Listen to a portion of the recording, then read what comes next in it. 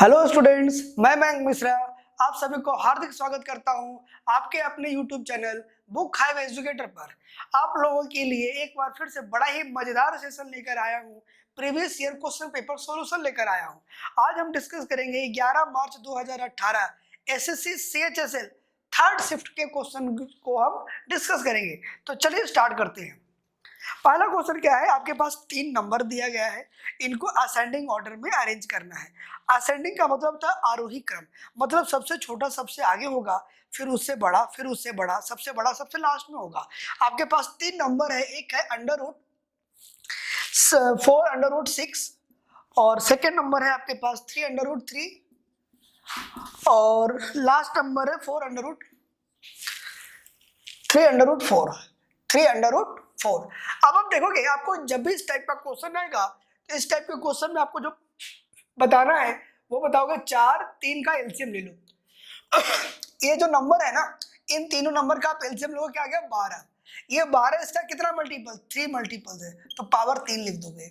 ये पावर जो है वो 12 का कितना मल्टीपल है, 4 मल्टीपल है, तो 4 लिखोगे। ये कितने का पावर है, 4 का मल्टीपल है, तो सबसे छोटा इसमें क्या होगा, ये होगा, फिर क्या होगा, ये होगा, और सबसे बड़ा इसमें ये हो जाएगा। यानी इसका जो राइट आंसर है वो आंसर है इसका पहले 3 फिर 4 फिर 6, तो आंसर इसका कौन सा हो जाएगा, थर्ड आंसर इसका हो जाएगा।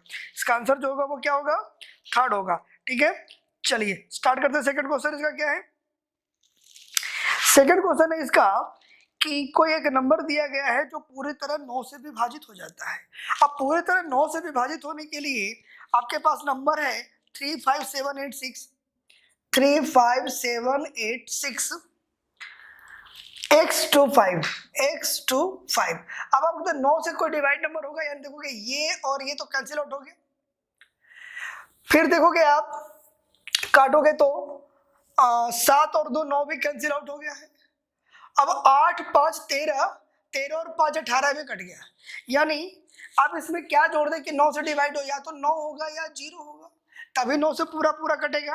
यानी इसका आंसर जो होगा वो क्या होगा, 0 होगा। इस क्वेश्चन का आंसर क्या होगा, 0।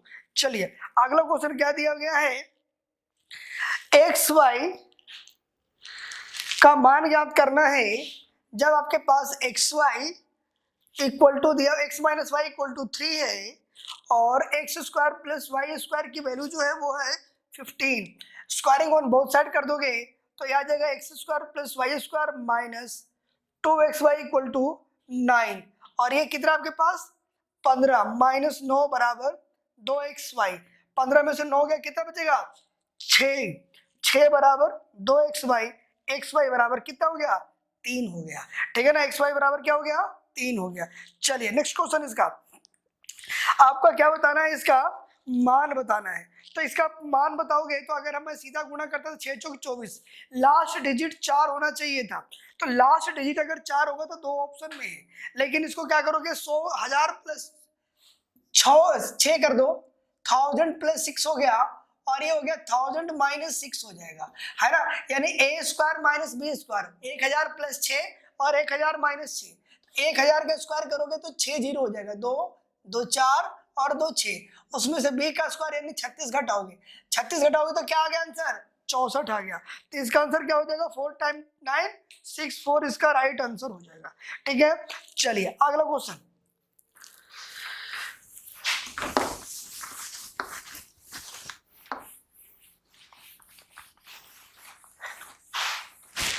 इसका नेक्स्ट क्वेश्चन क्या है, if a certain radius of an equilateral triangle is 12 centimetre then what is the value of radius of the triangle. परिवृत्त की त्रिज्या जो दी गई है वो है वो है 12। तो परिवृत्त की जो त्रिज्या होती है, सर्कम रेडियस जो होता है वो होता है a/√3। a/√3 की वैल्यू क्या है, वो है 12। देयरफॉर a इक्वल टू क्या हो जाएगा 12√3। तो आपसे पूछा क्या है कि अंतःवृत्त की त्रिज्या इन रेडियस, तो इन रेडियस जो होता है वो होता है a/2√3। a/2√3 होता है, a की वैल्यू आपने 12√3 निकाल लिया है, ये होता है 2√3, कितना आ गया आंसर 6। आपका जो आंसर आ गया वो क्या हो गया 6। इन सर्कम रेडियस होता है इक्विलेटरल ट्रायंगल का a/√3 और इन रेडियस होता है a/2√3। ठीक है, चलिए नेक्स्ट क्वेश्चन। क्वेश्चन कहता है समबाहु त्रिभुज की भुजा की लंबाई दी गई है 6√3 और इसके परिवृत्त की त्रिज्या निकालनी है। तो परिवृत्त की त्रिज्या क्या होती है a/√3, यानी 6√3/6 होगा। 6√3 बटा, अगर मैंने √3 लिख दिया, √3 से √3 कट गया, आंसर क्या आ गया 6 आ गया। इसका आंसर क्या हो गया 6। अगला क्वेश्चन क्या कहता है, यदि x का 25% y के 40% के बराबर है, x का 25% जो है वो y के 40% के बराबर है, तो x और y के बीच का अनुपात निकालना है। ये परसेंटेज से परसेंटेज खत्म कर दो, x बटा में y बराबर 40 बटा में 25, 5 8 40 और 5 25, 8:5 हो जाएगा। इस क्वेश्चन का आंसर क्या होगा 8:5। चलिए अगला क्वेश्चन, यहाँ पे देखो P/Q equal to R/S equal to T/U। जब भी इस टाइप का क्वेश्चन होगा तो न्यूमरेटर जितने भी है P, R और T की वैल्यू का जो न्यूमरेटर दिया हुआ है 3, ये सपोज करोगे। डिनोमिनेटर क्या है Q, S और U, Q, S और U, इसकी वैल्यू क्या सपोज करोगे 4। आपको फाइंड क्या करना 4P यानी 4 तिया 12 प्लस 5R 5 तिया 15 प्लस 7T 7 तिया 21। जब भी इस टाइप का क्वेश्चन होता है ना तो को आंसर वही होता है जो गिवन होता है। 3/4 दिया है तो आंसर भी 3:4 ही होगा। फिर भी मैं बता देता हूं आप सबको। नीचे क्या है, नीचे 3Q तो ये हो गया 12, 3Q क्या हो गया 12, 4S कितना हो जाएगा 16 और 7U कितना हो गया 28। ठीक है, अगर मैं जोड़ू सबको तो ये हो गया 15 और 12 27, 27 और 21 आप जोड़ोगे तो ऊपर से आ गया 48।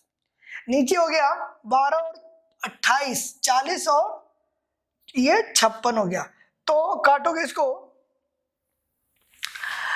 28 और 12 40, 40 और ये 56, काटोगे इसे तो 8 6 48 और 8 7 56, 6:7। सॉरी, इसका जो आंसर है वो 6:7 होगा। 6:7, 6:7। ठीक है ना, 6:7 है। उसके आंसर से आंसर अलग इसलिए आ गया क्योंकि ऊपर 4P है और नीचे 3Q है। अगर नंबर ये सेम होते ना 4P 4R 7T, नीचे भी नंबर वही होते तो आंसर जो वही होता है जो गिवन होता है, आंसर वही होता है जो गिवन होता है।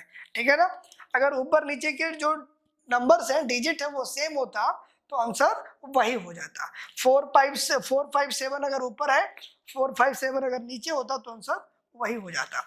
चलिए अगला क्वेश्चन, कहता क्या है कि दो मिश्रणों में क्रमशः दूध और जल का अनुपात 1:4 और 3:2 है। दो आपके पास वेसल्स है, ठीक है ना, दो कंटेनर है जिसमें मिल्क और वाटर का रेशो 1:4 और 3:2 है, 3:2 है। In what ratio two types of mixture have to be mixed to get a new mixture having ratio of milk and water is 1:1। इनको किस रेशो में मिला है कि ये 1:1 के रेशो में तैयार हो जाए, ये किस रेशो में मिला है। जब भी ऐसा क्वेश्चन होता है या तो आप मिल्क का रेशो ले लो या वाटर का रेशो लोगे, या तो मिल्क का रेशो लोगे या वाटर का रेशो लोगे। अगर मैं मिल्क की बात करूं तो यहाँ पे मिल्क है 1/5, यहाँ मिल्क है 3/5 और मिल्क चाहिए आपको 1/2। एलिगेशन आप यूज करोगे, यहाँ पे 3/5 से 1/2 घटाओगे, 3/5 से 1/2 अगर घटाते हो तो ये आ गया एलसीएम 10 आ गया, ये हो गया 6 - 5, 1/10 नीचे आ गया। और इधर माइनस करोगे 1/2 माइनस 1/5 नीचे आ गया 10, 5 में से 2 गया, कितना आ गया 3/10 है ना। 1/10 अनुपात 3/10 हो गया, 10 से 10 कट गया, 1:3 के रेशो में मिक्स करना पड़ेगा। किस रेशो में मिक्स करोगे इसे, 1:3 के रेशो में इसे मिक्स करोगे। चलिए अगला क्वेश्चन, कहता क्या 50 बल्लों की औसत ऊंचाई 126 है। टोटल जो एवरेज हाइट है 50 का वो कितना आपके पास 126 है। 120 सेंटीमीटर वाले औसत ऊंचाई वाले कुछ बल्ले निकाल दिए गए, कुछ 120 वाले निकाल दिए गए, तो नई औसत ऊंचाई 130 हो गई। जो नई है वो कितनी हो गई 130 है। और स्टार्टिंग में टोटल की अगर मैं बात करूं तो कितना था 126 था। यहाँ भी एलिगेशन लगाओगे, ये हो गया 4 और ये हो गया 6, इन दोनों को घटा के यहाँ लिख दिया, इन दोनों को घटा के यहाँ लिख दिया, रेशो आ गया 2:3। अगर मैं टोटल की बात करूं 2 और 3 5, टोटल बल्ले हैं कितने 50, एक की वैल्यू कितनी होगी 10। आपसे पूछा क्या गया है तो कितने बल्ले बचे हुए थे, तो 2 तो निकल गए थे, बच कितने गए 3, तो 10 या 30 बल्ले बच गए। 10 या 30 बल्ले क्या है इसके बच गए। अगला क्वेश्चन, एक राशि 10% वार्षिक दर से साधारण ब्याज पर 10 वर्षों में 1000 हो जाती है। A sum becomes 10,000 in 10 years on simple interest at a rate of 10%। अब 10% रेट है, 10 ईयर के लिए है, तो 10 दिन 100% का ब्याज मिल गया, पूरा 100% का ब्याज मिला है। तो 100% का ब्याज मिलके 10,000 रुपया होता है, तो ब्याज है क्या 5,000 होगा। अगर मैं ऑप्शन की बात करूं 5,000 पे 5,000 का ब्याज मिलेगा तब जाके 10,000 रुपया होगा, है ना। 4,000 पे 4,000 का ब्याज मिलेगा तो 8,000 होता, तो इसका आंसर क्या होगा 5,000 होगा। ठीक है, क्योंकि 10 10 100, 10 10 100% ब्याज मिलेगा आपको, यानी जितना प्रिंसिपल है उतना ही ब्याज मिलेगा, यानी 2p = 10,000, देयरफॉर p = 5,000। अगला क्वेश्चन, क्रय मूल्य और विक्रय मूल्य के मध्य का अंतर जो है वो 576 है। एसपी और सीपी के बीच का डिफरेंस जो है वो 576 है, और लाभ का परसेंट 16 है। यानी अगर लाभ क्या होता है एसपी माइनस सीपी होता है, यानी 16% की वैल्यू 576 है। आपसे पूछा क्या गया है क्रय मूल्य, यानी 100% की वैल्यू पूछा है, 100% की वैल्यू पूछा है, तो 100% की वैल्यू आप कैसे निकालोगे, पहले तो 1% की निकाल लो और 100 से गुणा कर लोगे। 1% की निकालोगे तो 16 × 48, 48 9 16 25 16 96, 3600 रुपए की वो वस्तु है। वो वस्तु कितने रुपए की है 3600 रुपए की है। चलिए अगला क्वेश्चन, अभिषेक अपने लैपटॉप के मूल्य को क्रय मूल्य से 60% अधिक अंकित करता है, यानी जो भी उसका सीपी है उसका वो 60% अधिक अंकित करता है, यानी 100 रुपए की वस्तु को वो 160 रुपये अंकित करता है और 30% की छूट देता है। तो अगर वो 30% की छूट देता है यानी 70% पे सेल करता है, यानी 16 सतह 112 होता है। 16 सतह कितना होगा 112। 100 रुपए की वस्तु अगर मैं 112 में बेचूंगा तो मुझे 12% का क्या हो जाएगा लाभ हो जाएगा। 100 रुपए की वस्तु अगर मैं 12% के लाभ पर बेचूंगा तो मुझे 12% का लाभ हो जाएगा। अब देखो ये फार्मूला बेस्ड क्वेश्चन है, नीचे फार्मूला लग रहा है ए क्यू प्लस बी क्यू का, नीचे फार्मूला लगता है ए क्यू प्लस बी क्यू का, और वो होता है फार्मूला, लिख देता हूं मैं, A cube plus B cube का फार्मूला होता है A plus B into A square minus A B plus B square. तो ऊपर आप देखोगे कि इस वाले ब्रैकेट के फॉर्म में है, तो अब आप इसे लिख सकते हैं ए क्यू प्लस बी क्यू, यानी ये 0.4 का क्यूब है, 0.4 का क्यूब है, तो आप लिखोगे 0.4 प्लस 0.21, है ना, और इधर हो जाएगा 0.4 का स्क्वायर प्लस 0.21 का स्क्वायर माइनस गुना करोगे तो 21 चौक 84 हो जाएगा, है ना, ए भी करोगे 21 चौक 84, 0.0084 हो जाएगा। ठीक है, क्योंकि 0.04 है ना। और ऊपर आपका यही है 0.04 का होल स्क्वायर प्लस 0.21 का होल स्क्वायर माइनस 0.0084, हाँ, तो ये आ गया आपके पास। अब देखो ये ब्रैकेट दोनों सेम है, कट गया आपके पास, आंसर आ गया 1/0.25। अब आप इसे लिख सकते हो 100/25, यानी अंडर रूट में 4 का आंसर क्या हो गया 2 हो गया। यानी आपको फार्मूला याद होना चाहिए, तो ये लाइन लिखने की जरूरत भी नहीं पड़ेगी अगर आपको फार्मूला समझ में आ जाए तो। ठीक है, चलिए अगला क्वेश्चन, पी अकेला किसी कार्य को 8 दिन में करता है। P अकेला जो है वो किसी कार्य को 8 दिन में करता है, Q 10 दिन में करता है। दोनों मिलकर किसी कार्य को करेंगे कितने दिन में? P अगर 8 में करता है, ये 10 में करता है Q, एलसीएम कितना आ गया? 80, 40 भी आएगा। एलसीएम आ गया 40, ये 5 और ये 4, दोनों मिलकर एक दिन में 9 काम करते हैं, तो 9 चौक 36। P alone can do a piece of work in 8 days and Q alone can do a same work in 10 days. In how many days will both together complete the same work? Answer आएगा 40/9।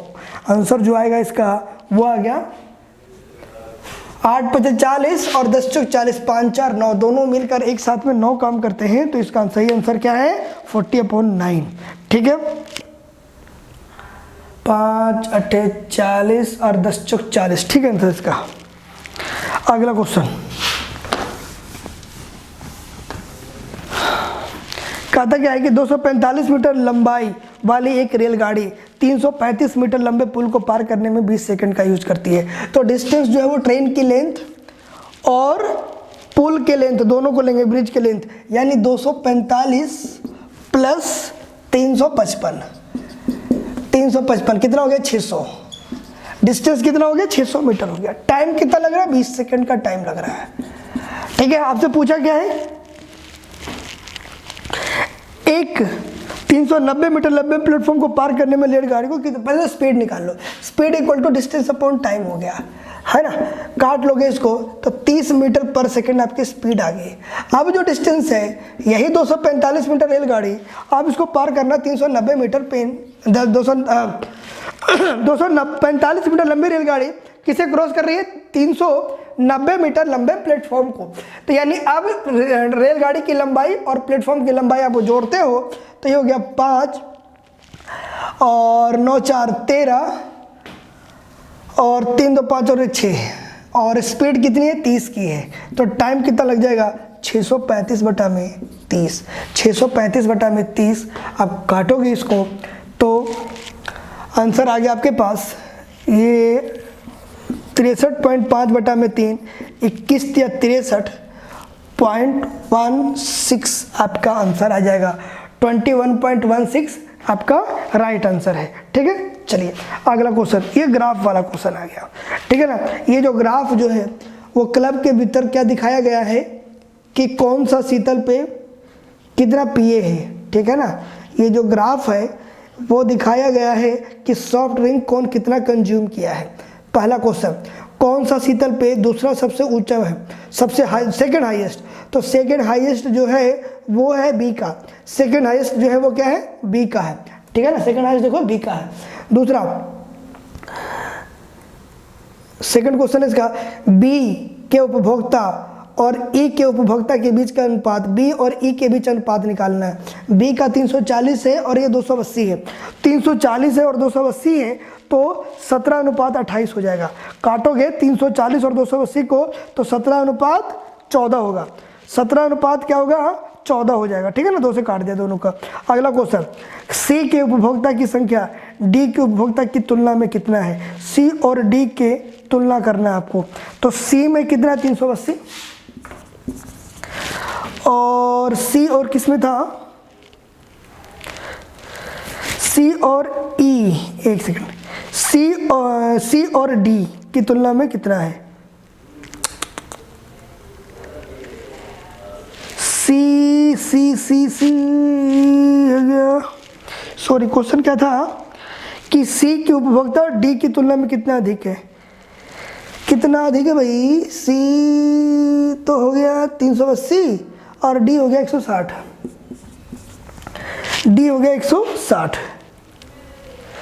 तो भाग करोगे सी के उपभोक्ता की संख्या D के उपभोक्ता की तुलना में अधिक है, तो अधिक है भाई, कितना अधिक है? Consumer of drink C are greater than that of drink D. C जो है डी से कितना अधिक है ये बताना है। सी डी से कितना अधिक है ये बताना है। तो सी का है 380 और डी का है 160। कितना अधिक है भाई? तो अधिक की बात अगर हम करें तो ये आ गया 0, 2 और ये आ गया 220 अधिक है। 220 अधिक किससे? 160 से। अब काटोगे तो 11/8 हो गया। 11/8 हो गया। अगर मैं बात करूं तो काटोगे तो 8 एकम 8, 3 8 या 24 यानी 1.375। इसका सही आंसर क्या हो जाएगा? ऑप्शन 1 हो जाएगा इसका आंसर। कहता है कि ए के 20% उपभोक्ता ई के उपभोग में चले जाएं तो ई के उपभोक्ता की संख्या कितनी बढ़ जाएगी? अब देखो ए का 20% ई में जाता है तो ए का 20% कितना है? 14। तो 140 140 का 20% कितना हो गया? 28। अब 128 अगर ई में चला गया तो 280 है ये।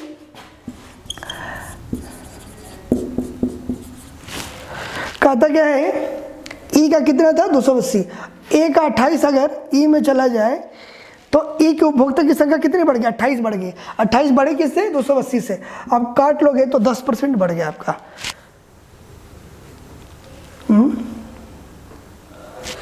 आपसे पूछा गया है कि 20% अगर चला गया, अच्छा 20% चला गया तो 28 बढ़ गया, तो 28 बढ़ा किससे? 28 बढ़ा है 280 से। 28 बढ़ा है 280 से तो 0.1% बढ़ 0.1 बढ़ गया। 0.1 बढ़ा है, ठीक है ना। परसेंटेज में 10 होता है और पॉइंट में 0.1 बढ़ा है। अगला क्वेश्चन, आयत की एक भुजा की लंबाई और विकर्ण 5 और 13 है। Side of rectangle and diagonal 5 और 13 है। 5 और 13 है तो ट्रिपलेट से क्या होगा? ये 12 होगा। तो इसका क्षेत्रफल हो जाएगा 12 25 60। क्षेत्रफल क्या होता है? L × B। 12 25 60 हो गया इसका LCM, सॉरी एरिया। इसका एरिया जो होगा वो क्या होगा? 12 25 60 हो जाएगा। कहता है 28 सेंटीमीटर त्रिज्या वाले एक अर्धवृत्त का क्षेत्रफल ज्ञात करें। अर्धवृत्त का क्षेत्रफल होता है πr² / 2। आप देखोगे 22/7 गुना में 2 और r कितना है? 14। r कितना आपके पास? 14 गुना में 14। ये कट गया 14 से 14, 14 दूना 28, 14 दूना 28 और 2 30। आपका आंसर कितना आ गया? 308। 28 सेंटीमीटर त्रिज्या वाले एक अर्धवृत्तीय क्षेत्रफल का ज्ञात करना है। तो 22/7 हो गया और r हो गया 14 गुना में 14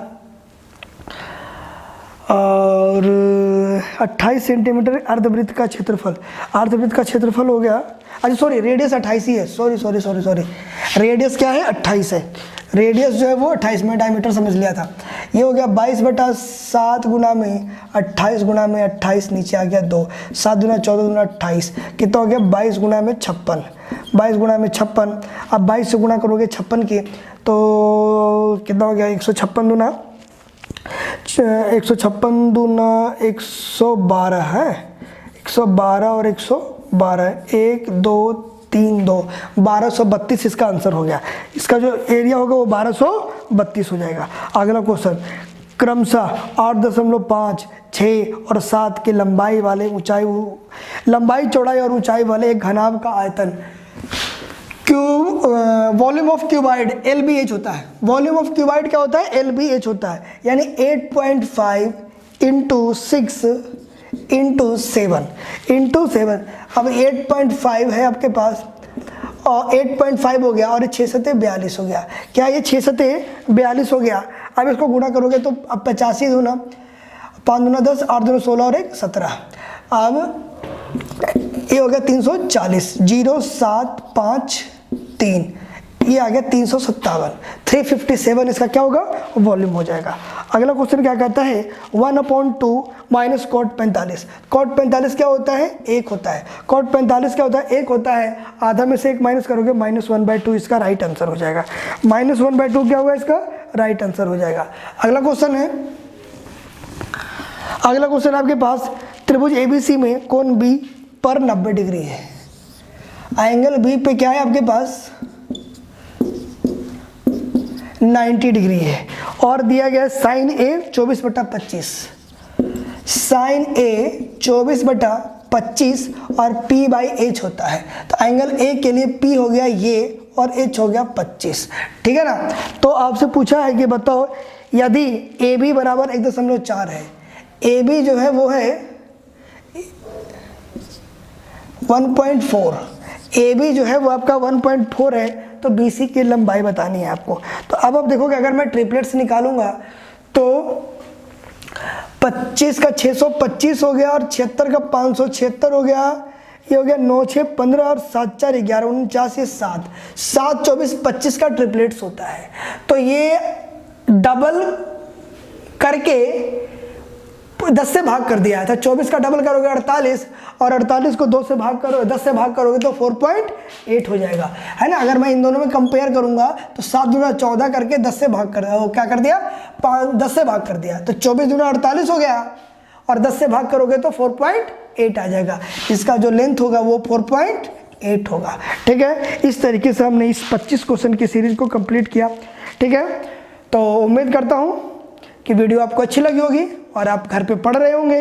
इस तरीके से आप भी जो सो कोशिश करें कि ये 25 क्वेश्चन जो है वो विद इन 20 मिनट आपसे सोल्व हो जाए। ठीक है ना, आपकी कोशिश यही होनी चाहिए कि ये जो 25 क्वेश्चन है मैथ्स के, ये 20 मिनट में सोल्व हो जाने चाहिए, 25 के 25। ठीक है, आपकी स्पीड इस तरीके से होनी चाहिए। Okay, all the best. Video अच्छी लगी होगी तो लाइक शेयर और कमेंट्स कर दें, और अगर आपने चैनल को सब्सक्राइब नहीं किया है तो चैनल को सब्सक्राइब भी कर दें। ओके बच्चों, all the best, thank you.